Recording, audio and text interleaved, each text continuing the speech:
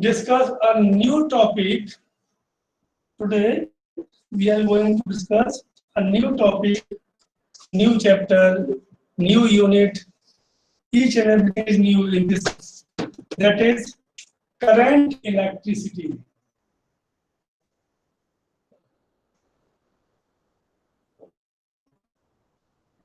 Current electricity. Okay. That is current electricity. ठीक, तो ये जो करंट इलेक्ट्रिसिटी है, इसमें से मैं इस वर्ड को निकालता हूं,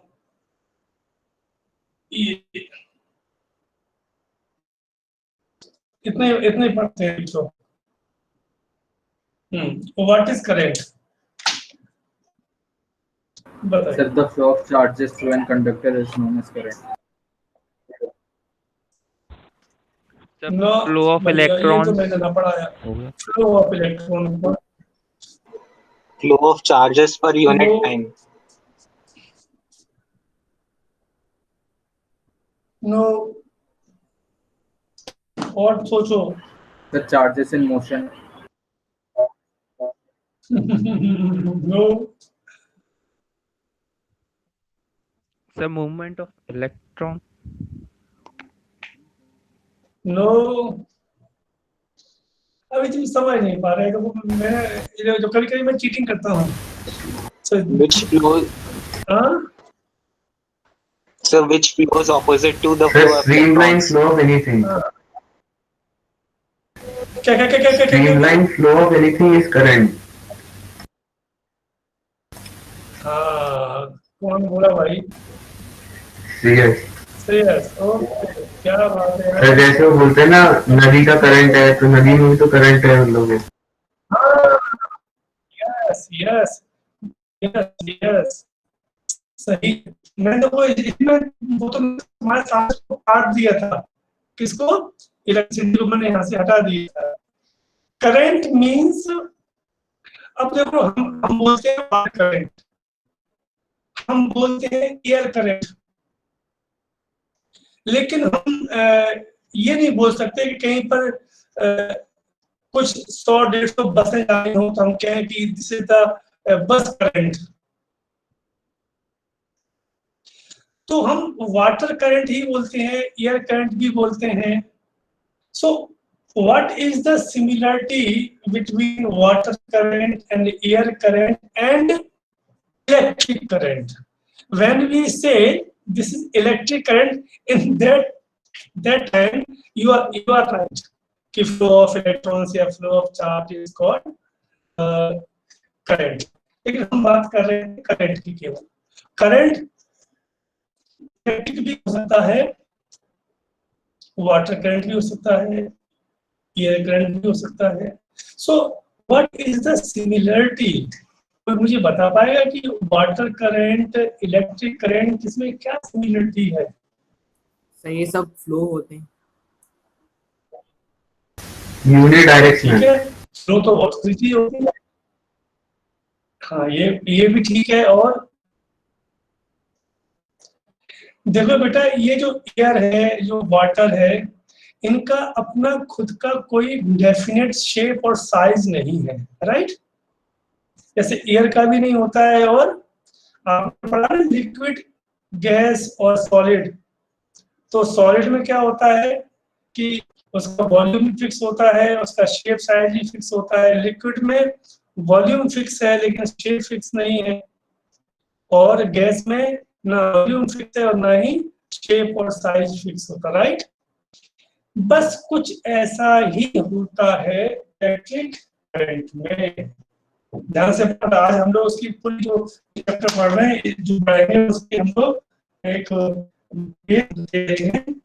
बच्चों, ये एक कंडक्टिंग वायर है, प्लेट है, ठीक है? तो इलेक्ट्रॉन्स कहाँ होंगे, मुझे बताया कोई? इस कंडक्टर पे इलेक्ट्रॉन कहाँ होंगे? चार्ज कहाँ Surface. होगा? वेरी गुड, सरफेस पर होगा। क्या कुछ अंदर भी होगा?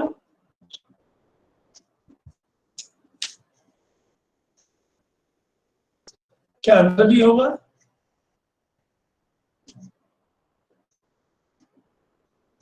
यस और no? No sir. No. Good. क्यों? क्योंकि ये कंडक्टर है और कंडक्टर पे चार्ज कहाँ रहता है? सरफेस पे रहता है।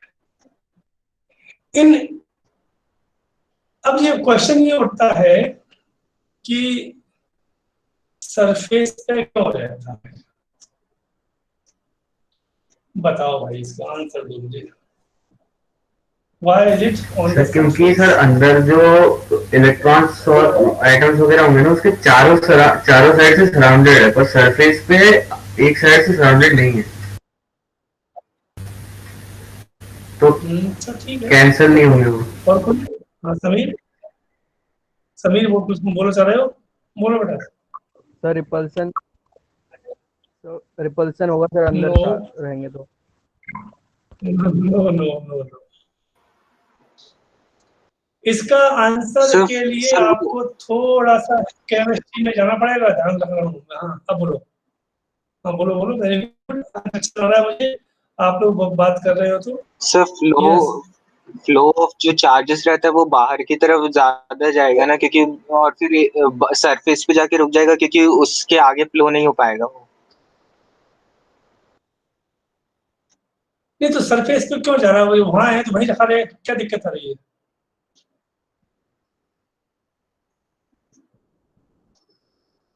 सर मैं पास नहीं हो पाएगा ना सर करंट। क्वेश्चन ये है कि वो सर पास करने कहाँ पर है बेटा? ये है बेटा आपके सामने। सपोज एक्चुअली ये से प्लास्टिक की है, लेकिन हम मान रहे हैं कि it is a copper wire, okay, copper plate, ठीक है। तो इस पर चार्ज कहाँ होता है? सरफेस पे होता है हमेशा। यहाँ यहाँ चारों तरफ हो, अंदर नहीं होता। क्यों? वही तो सर क्वेश्चन अंदर है। इक्विलिब्रियम ऑब्टेन्ड अंदर होगा। फ्लो क्या क्या क्या क्या क्या? सर अंदर इक्विलिब्रियम होगा अंदर इसके। इलेक्ट्रिक हाँ फील्ड। हाँ, ना, और सोचो। सर अंदर इलेक्ट्रिक फील्ड। हमेशा सर वो इलेक्ट्रॉन्स खुद को ऐसे पोजीशन में एडजस्ट कर देते हैं ना जिससे कि लीस्ट फोर्स लगे। लीस्ट फोर्स लगे, हाँ ये ठीक है। सर न्यूक्लियस से दूर रहते हैं। इट इज नहीं बेटा, न्यूक्लियस से तो दूर तो जाना ही चाहता वो। हाँ, तो हर इसलिए तो व्यक्ति सर अपने सरफेस घर पे में रहना रहते हैं वो। चाहता है, कोई बात नहीं। हाँ तो सरफेस पे क्यों रहेगा? उनको अंदर रहना चाहिए वो, और जितने अंदर रहेंगे उतना फायदे में रहेंगे। भाई आप अपने घर के अंदर रहते हो कि घर के बाहर रहते हो दीवार पर? बताओ मुझे। अंदर रहते हैं। हाँ फिर तो खुद तो अंदर रहते हो अंदर। और इलेक्ट्रॉन्स कहे तुम बाहर जाओ। सर अंदर सर पहले से अंदर रहने की भी तो इलेक्ट्रॉन। कैपेसिटी होती है ना, मतलब जैसे कि कोई सोडियम ले लें तो उसमें 11 इलेक्ट्रॉन्स आएंगे, हाँ तो 11 से ज्यादा थोड़ी ना आ पाएंगे, इसलिए वो सरफेस पे ही रह जाते हैं बाहर फ्री इलेक्ट्रॉन्स के फॉर्म में। चलो कोई बात नहीं बेटा। अब मैं जो तुमने एग्जांपल दिया मैं उसी एग्जांपल को मैं आगे बढ़ाता हूँ। आपने एग्जांपल दिया कि सोडियम में 11 इलेक्ट्रॉन होते हैं, राइट? इसका मतलब क्या हुआ कि उसका जो कॉन्फिगरेशन क्या हुआ? 281 हुआ, यही हुआ ना? Yes sir. Yes sir. हाँ, मतलब पहले ये न्यूक्लियस हो गया, इसमें ये 2 इलेक्ट्रॉन हो गए, 1 2 3 4 5 6 7 8, और लास्ट में, ठीक है, इसमें ओनली 1। ओके, अब ये अंदर क्या है बेटा? न्यूक्लियस है। इसके अंदर कितने प्रोटॉन्स होंगे? 11। न्यूक्लियस में फिक्स है। हाँ कुछ बात है, सॉरी। प्रोटॉन और इलेक्ट्रॉन की संख्या हमेशा सेम होती है। न्यूट्रॉन में बी लेस और मोर और इक्वल, ठीक है, but number of electrons always equal to number of protons. Got it? because they have same number of protons and electrons. That is why each and every material of the world is neutral, because they cancel out to each other. अब हो क्या रहा है बच्चों, बाकी तो हम detail में आगे पढ़ेंगे इसका, ये एक टॉपिक आएगा आपका फिजिक्स में, न्यूक्लियर फिजिक्स है, ये हम लोग लास्ट में पढ़ेंगे। लेकिन फिलहाल क्या हो रहा है, ये 2 इलेक्ट्रॉन्स यहाँ घूम रहे हैं, ये कौन है पॉजिटिव, ये कौन है नेगेटिव, तो इनके बीच में कौन सा फोर्स लगेगा? अट्रैक्टिव। यस, उसे हम बोलेंगे इलेक्ट्रोस्टैटिक अट्रैक्टिव फोर्स, राइट। अच्छा, अब ये जो न्यूक्लियस है वो इन फोर्स लगाएगा, सबसे ज्यादा फोर्स किस पे लगेगा?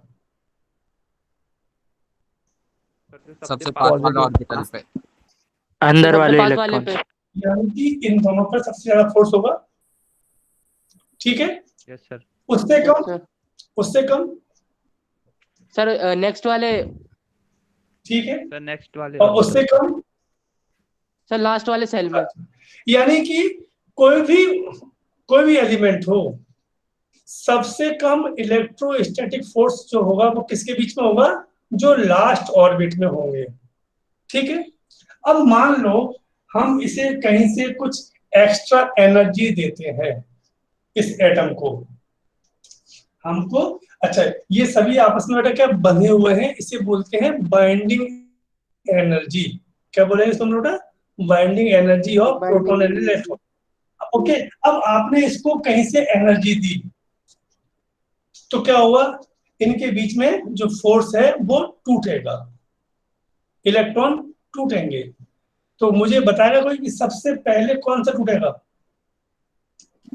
लास्ट आउटर मोस्ट शेल वाला, आउटर, बाहर वाला, आउटर मोस्ट, क्योंकि इन दोनों सर क्योंकि सबसे कम फोर्स कम है। फोर्स कम क्यों है? F इज इक्वल टू क्या होता है? 1/4 pi epsilon not Q upon R square. R ज्यादा है, F कम हो जाएगा, तो ये ब्रेक हो जाएगा। तो क्या होता है? नॉर्मल टेम्परेचर एंड प्रेशर इतने पर क्या होता है कि जो लास्ट ऑर्बिट में इलेक्ट्रॉन्स होते हैं किसी भी कंडक्टर के, वो उस ऑर्बिट को छोड़ के बाहर आ जाते हैं, ध्यान देना। और बाहर आके क्या होगा? वो जाहिर है कि मान लो कि ये एक प्लेट है, तो इस प्लेट में से बाहर निकल जाते हैं, मगर ऐसा कर नहीं पाते क्योंकि उनके पास इतनी एनर्जी नहीं होती। लेकिन वो उस अपने एटम से बाहर निकल करके सरफेस जो दिया हुआ है, वो सरफेस जो दिया हुआ है उस सरफेस पे आकर के फैल जाते हैं। हाँ, यदि और एनर्जी दे दोगे तो बाहर निकल जाएंगे। लेकिन जो नॉर्मल टेम्परेचर पर, जो नॉर्मल प्रेशर पर जो है, हाँ सर ये कॉन्सेप्ट Yes. सर एक बार फिर से बता देना सर। कोई बात नहीं, फिर बता दूंगा। मैं ये कह रहा हूं कि जब भी हम कहीं से एक्स्ट्रा एनर्जी देंगे किसी भी एटम को, तो सबसे पहले लास्ट ऑर्बिट के इलेक्ट्रॉन बाहर निकलेंगे, ठीक। तो जो हमारे नॉर्मल टेम्परेचर पे जो गर्मी पड़ती है, उस गर्मी से कुछ हीट हीट होती है, और उस हीट से क्या होता है कि एनर्जी पहुंचती है एटम तक, और एटम से वो इलेक्ट्रॉन बाहर निकल जाता है। मगर वो एनर्जी इतनी नहीं होती है कि वो उसको उसके पूरे एलिमेंट से बाहर निकाल दे। तो वो क्या होता है? एटम से बाहर आकर के सरफेस पर आकर के फैल जाता है। इसीलिए कंडक्टर में ये व्यवस्था होती है। अच्छा, ये ध्यान देना, क्योंकि कंडक्टर की वाइंडिंग एनर्जी कुछ कम होती है, लेकिन ऐसे लकड़ी है, वुडन है, प्लास्टिक है, इनकी बहुत हाई होती है, तो वो इलेक्ट्रॉन बाहर नहीं आ पाते। तो क्या हो जाएगा? इलेक्ट्रॉन बाहर तो आए, इलेक्ट्रॉन बाहर तो आए, मगर इतना बाहर नहीं जा सकते कि वो सरफेस को छोड़ के चले जाएं। तो क्या होता है कि these electrons are spread on the surface of the conductor, surface के कंडक्टर के सरफेस का आ जाते हैं। ओके, चूंकि ये फ्री होते हैं इसलिए हम इन्हें कहते हैं फ्री इलेक्ट्रॉन। क्या बोलेंगे इसको हम लोग बेटा? फ्री। फ्री इस सेंस में है कि इन पर ये किसी भी डायरेक्शन में, जैसे पानी, जैसे हवा फिक्स नहीं होती है, कहीं भी वो जा सकता है, फ्री है कहीं भी जाने के लिए। आप मान लो कि हवा में कोई मॉलिक्यूल है तो यू कांट से कि सर अब ये इसी दिशा में जाएगा, वो किसी भी दिशा में जाने के लिए तैयार है। उससे हम कहते हैं फ्री इलेक्ट्रॉन। चूंकि इन इलेक्ट्रॉन्स का बिहेवियर ऑलमोस्ट एयर जैसा होता है, ऑलमोस्ट लिक्विड जैसा होता है। इनकी एक खास क्वालिटी और होती है, आपसे मैं पहले भी कह चुका हूं कि charge is always flow spread equally. Shreyas याद ध्यान है क्या, मैंने तुमको बताया था एक दिन, कोई बच्चे थे, लास्ट में बच्चे थे, यस सर। क्या क्या था वो त्रिशूल पर, मैंने आपसे कहा था कि क्या होता है कि जो चार्ज होता है वो हमेशा इक्वली स्प्रेड होता है, मगर क्या है कि यहाँ पर एरिया कम है, तो क्या हो जाएगा, मान लो कि कोई बॉडी ऐसी है, ये है, ये बॉडी है, तो ये जो चार्ज है वो पूरी बॉडी पर इक्वल है, मगर यहाँ जो चार्ज है वो चार्ज उतना ही जितना कि यहाँ पर है, but area is very small, very small. तो यहाँ पे क्या होता है, चार्ज डेंसिटी बढ़ जाती है, so that is called charge density. और इसी से फिर इनको हम पॉइंट ऑफ एक्शन बोलते हैं, इसको, वो आ जाता है। तो इसकी खास, जैसे बेटा आपको पता है कि यदि आप पानी लेकर के, मान लो आपने पानी लिया, मान लो ये आपके पास एक गिलास है, इस गिलास में पानी लेकर आपने इसको नीचे फैला दिया, तो आप जानते हैं क्या होगा पानी की। अच्छा पहले उल्टा बोलते हैं, मान लो बेटा कि आपके पास एक 20 किलो की एक बैग में गेहूं भरे हुए हैं, वो उनको आपको खाली करना है। तो जब आप उसको खाली करेंगे जमीन पर, तो जब पूरा खाली हो जाएगा तो उसका शेप कैसा होगा? Conical. Conical sir, conical, very nice, बिल्कुल सही बात है, वेरी गुड। वो शेप कुछ ऐसा होगा, है ना, ये होगा ना, ऐसा होगा। आप और जिस जगह पर आप गेहूं डालेंगे ना ऊपर से, तो वो हिस्सा सबसे ऊंचा होगा, बाकी ये जस्ट लाइक ए प्लेट्यू होगा, यही होगा ना। ऐसा तो नहीं कि आप यदि इसको गेहूं को ऐसे फैलाएंगे और गेहूं पूरे ऐसे फैल जाएंगे, ऐसे, ऐसा होगा क्या? No sir. हमेशा वो इसी शेप में आएंगे, प्लेट्यू शेप में। लेकिन जब हम पानी को फैलाते हैं तो क्या पानी भी ऐसा आता है? No no sir. पानी कैसा आएगा? ऐसा, क्योंकि वो वाटर हमेशा इक्वली स्प्रेड होता है, उसका लेवल हमेशा एक सा रहता है, इसीलिए हम इसे बोलते हैं इलेक्ट्रिक करंट। इलेक्ट्रिक क्यों बोलते हैं? Because of charge. करंट तो करंट है, and because here this current is developed due to the charge. कौन सा charge? Free electrons. That means these free electrons are responsible for the flow of charge। इसका मतलब क्या हुआ? ध्यान देना बेटा, बहुत ही मैं एक इंपॉर्टेंट बात कर रहा हूं कि जब फ्री इलेक्ट्रॉन्स होंगे तभी करंट पास होगा। जब फ्री इलेक्ट्रॉन्स होंगे तब करंट पास होगा। अब जब फ्री इलेक्ट्रॉन्स है ही नहीं तो फिर करंट पास होगा क्या? ये देखो, ये मेरे पास एक प्लास्टिक का एक पेन है, राइट। मान लो इसको मैं टच कर दूं किसी सॉकेट से, इलेक्ट्रिक सॉकेट से, तो क्या मुझे करंट लगेगा?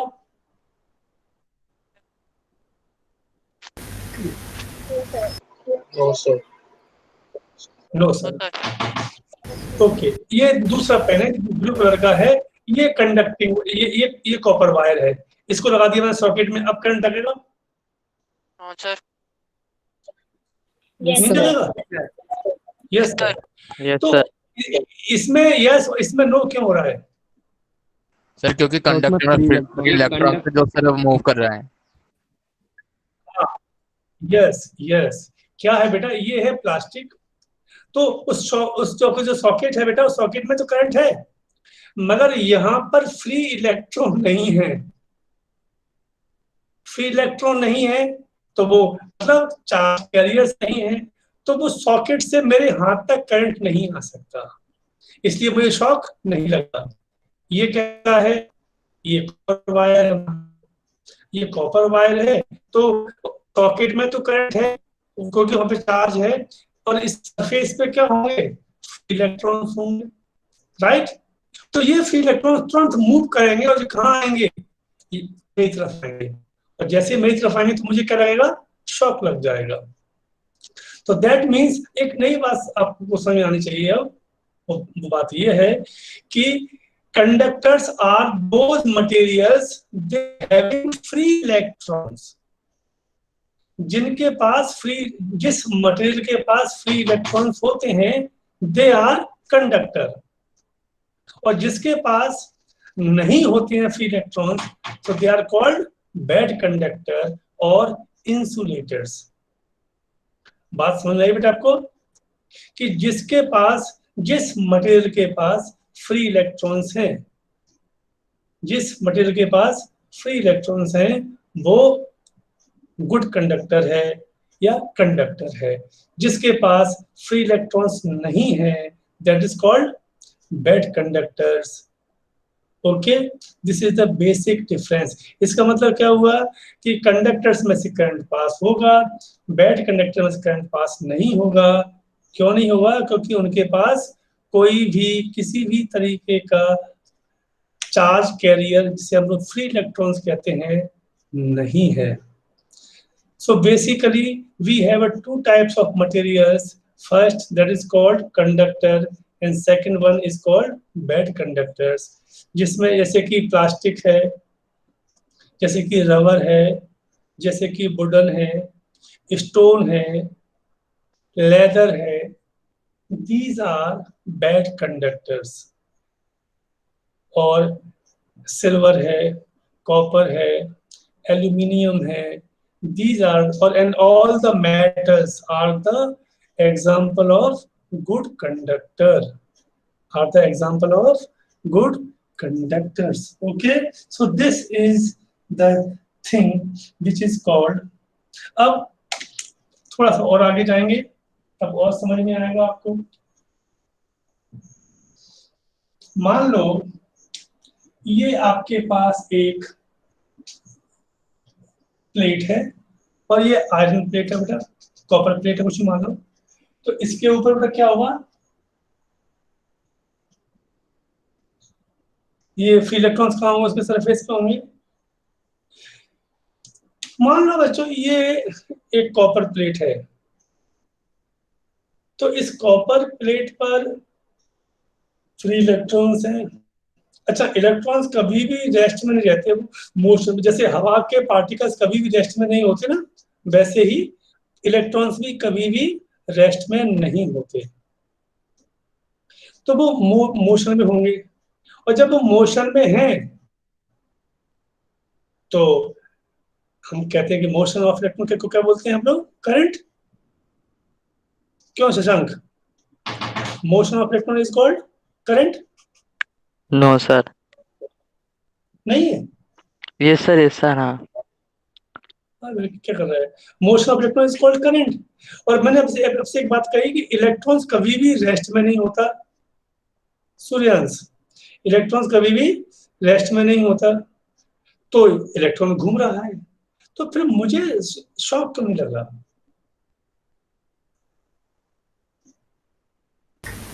Potential difference. काय का पोटेंशियल डिफरेंस? सर सर वो एक डायरेक्शन में नहीं घूम रहा है, मतलब एक डायरेक्शन में नहीं जा रहा है, वो अलग अलग डायरेक्शन में बार बार टकरा रहा हो ऐसे। सर उसमें कोई एक्स्ट्रा करंट नहीं है ना देने के लिए आपको? और कितने कितने बेटा बोलना, एक्स्ट्रा करंट नहीं है ना उसके पास देने के लिए? नहीं, अपना क्यों देगा, जब उसके पास ओवरलोड हो रहा होगा तब फ्लो करवाएगा वो। नहीं नहीं नहीं, देगा बेटा, देगा मुझको, वो मुझसे बहुत प्यार करता है, देगा मुझको, देगा। और सोचो, यस, देखो आप थोड़ा सा सोच पाए, अच्छा लगा, लेकिन पूरी बात ये है कि मैंने ये कहा था आपसे कि इलेक्ट्रॉन्स रेस्ट में नहीं रहता, मगर वो एक ही दिशा में थोड़ी जाएगा, कोई इधर जाएगा, कोई वहां जाएगा, कोई ऊपर जाएगा, कोई नीचे जाएगा। दैट मीन्स इसका जो रिजल्टेंट मोशन आएगा वो कितना होगा? 0 होगा। वो घूमेंगे तो सही, जगह क्या होगा कि आधे घूम रहे हैं लेफ्ट से राइट, आधे जा रहे हैं राइट से लेफ्ट, कुछ जा रहे हैं अप एंड डाउन, कुछ जा रहे हैं डाउन से अप। तो यहाँ पर नेट फोर्स कितना हो जाएगा? 0 हो जाएगा। लेकिन बच्चों, जैसे ही आपने इसमें एक बैटरी को जोड़ा, ध्यान देना बेटा, ये सिंबल बैटरी का होता है, आपको पता ही है, ये पॉजिटिव और ये नेगेटिव। अब ये जो इसने कहा था, अभी फर्नैंडो ने कहा था पोटेंशियल डिफरेंस, अब आ गया पोटेंशियल डिफरेंस। अब देखो बेटा, जैसे ही आपने ये कहा कि ये बैटरी लगाई आपने, ये बैटरी आपने लगाई, अब क्या होगा? कोई मुझे समझाएगा? सर करंट ये में बैटरी कैसी है बेटा? हाँ हाँ, सर फ्लो मिल जाएगा सर इलेक्ट्रॉन्स को एक साइड। वो तो कोई भी कह देगा बेटा, वो तो एलकेजी का बच्चा कह देगा फ्लो मिल जाएगा। क्वेश्चन ये कि फ्लो मिल जाएगा। सर नेगेटिव साइड से उसका पोटेंशियल डिफरेंस पॉजिटिव साइड से कम है, ठीक है, तो पॉजिटिव से नेगेटिव जाना चाहेंगे जिससे कि पोटेंशियल सेम हो जाए। मैं तो बिल्कुल जो है गंवार हूँ, मुझे कुछ नहीं आता। आप बताओ, नहीं मुझे नहीं समझ आ रहा पोटेंशियल डिफरेंस क्या होता है, आप समझाओ। मान लो मैं तो बिल्कुल गाँव का आदमी हूँ, मुझे नहीं सर पता। पॉजिटिव साइड में ज्यादा चार्ज है, नेगेटिव में कम है, तो उन दोनों को बराबर करने के लिए वो फ्लो कर जाएगा। तुम लास्ट पॉइंट पे बेटा पहुंच गए आप, थोड़ा उसके पहले आओ। तुमने मुझे उसका रिजल्ट बता दिया, मैं उसके पहले की बात कर रहा हूँ। तुमने जो कहा ना कि वो लेवल में चाहता है, वो लास्ट पॉइंट है उसका। सर बैटरी तो सिर्फ एनर्जी प्रोवाइड करती है इलेक्ट्रॉन्स को। नहीं, ये तो मैं कह रहा हूँ कि हम एक सिंपल उसमें बात कर रहे हैं बेटा। ये कोई बात नहीं, अच्छा बोल रहे हो। यार देखो बेटा, ये नेगेटिव है, नेगेटिव मतलब ये बैटरी नेगेटिव है, ये बैटरी पॉजिटिव है। प्यारे बच्चों, अब मुझे समझ में आएगा, बताओ यार नेगेटिव का मतलब क्या होता है? मैं कहता हूँ कि इट इज नेगेटिव, इसका मतलब क्या है? श्रेयस सर इसमें प्रोटॉन्स की कमी है, मतलब इलेक्ट्रॉन ज्यादा है। हाँ यस, ठीक है, आपने बोला है। और यहाँ पर है एक्सिस ऑफ इलेक्ट्रॉन, और यहाँ पर क्या है? ये एक्सिस ऑफ इलेक्ट्रॉन हो गया, और जो फर्स्ट क्या जाएगा? Lack of electron. यहाँ पर एक्सिस में है, यहाँ पर कम है। ओके, अब देखिए, अब ये यहाँ पर इलेक्ट्रॉन एक्स्ट्रा है, और ये ऊपर क्या रखा हुआ बेटा? इसमें इलेक्ट्रॉन भरे पड़े हैं। तो इन दोनों के बीच में क्या होगा? इन दोनों के बीच में होगा रिपल्सन, राइट? ये इलेक्ट्रॉन इसको धक्का मारेंगे, और ये जो पॉजिटिव है बेचारा गरीब आदमी, इसके पास वैसे कमी है जी, क्या करेगा? ये यहां से इन इलेक्ट्रॉन को लेने का प्रयास करेगा। ठीक है, इतने ईमानदार होते हैं, इतने डेड ऑनेस्ट होते हैं, जितने इलेक्ट्रॉन ये यहां से लेगा, ध्यान देना बेटा, उतने ही ये इलेक्ट्रॉन यहां से यहां पहुंच जाएंगे। इसका मतलब आ रहा है क्या हो बेटा? इसका मतलब ये होगा कि number of electron in this conductor will be remain same. क्या हुआ? इसने कुछ इलेक्ट्रॉन यहां से खींच लिए जो फ्री इलेक्ट्रॉन थे, तो उतने इसको यहां से मिल जाएंगे। फिर क्या होगा? इसने और खींच लिए, ये इसको और दे देगा, इसने और खींच लिए और दे देगा। कितने खींच पाएगा ये? कब तक खींचेगा बताओ भाई? सर जब तक दोनों साइड नेगेटिव चार्जेस इक्वल नहीं हो जाते। गलत। जब तक वो देगा तब तक खींचेगा। हाँ यस, क्या तब तक क्या? जब तक वो देगा तब तक खींचेगा, उसका क्या खींचेगा नहीं तो।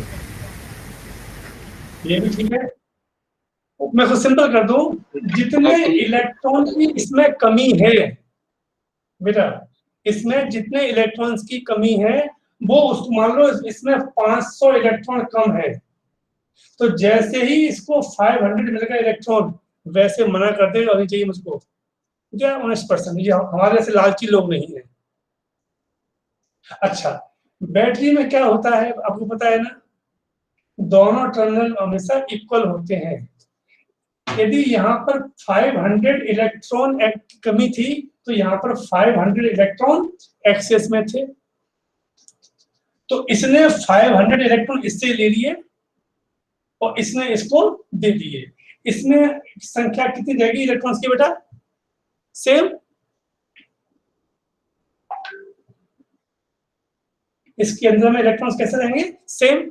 क्या हुआ, ये इलेक्ट्रॉन यहां से यहां आ गए, अब क्या हो गया, अब इसके पास भी एक्स्ट्रा कोई इलेक्ट्रॉन नहीं है, इसके पास भी अब एक्स्ट्रा इसको पास इलेक्ट्रॉन की कोई कमी नहीं है। इसी को हम बोलते हैं अपने आम भाषा में कि बैटरी डिस्चार्ज हो गई। क्या हो गया बेटा? बैटरी डिस्चार्ज हो गई। फाइनली मुझे बताइए, इलेक्ट्रॉन की कमी कहीं आई? नहीं आई। कंडक्टर के अंदर में इलेक्ट्रॉन्स उतने के उतने रहे, सब कुछ सेम टू सेम रहा, बस क्योंकि यदि इसमें इलेक्ट्रॉन्स कम हो जाएंगे तो इस कंडक्टर का नेचर बदल जाएगा, जो कि पॉसिबल नहीं है। बात समझ में आ गई? अब चूंकि बेटा इसमें बहुत सारे एक दो इलेक्ट्रॉन तो नहीं है, यहाँ तो लाखों करोड़ों अरबों इलेक्ट्रॉन्स पर यूनिट वॉल्यूम में होते हैं, तो जब ये इलेक्ट्रॉन यहाँ की तरफ बढ़ेंगे तो इनमें आपस में टक्कर होगी, लड़ाई होंगी, टकराएंगे, गिरेंगे, आगे बढ़ेंगे, तो इन सबकी स्पीड्स वगैरह सबकी बदल जाएंगी। ऐसे बहुत सारे इंटरेस्टिंग क्वेश्चंस हैं जिन्हें हम लोग परसों की क्लास में पढ़ेंगे। मैं उम्मीद करता हूँ कि आप लोगों को आज जो हम लोगों ने बेस का पढ़ा है वो आपको समझ में आया होगा। ये मेरी ओर से था, और यदि किसी को कोई कुछ पूछना है तो पूछना है। मैं अब रिकॉर्डिंग को स्टॉप कर रहा हूँ। सर डिस्चार्ज कब हो जाती है सर बैटरी?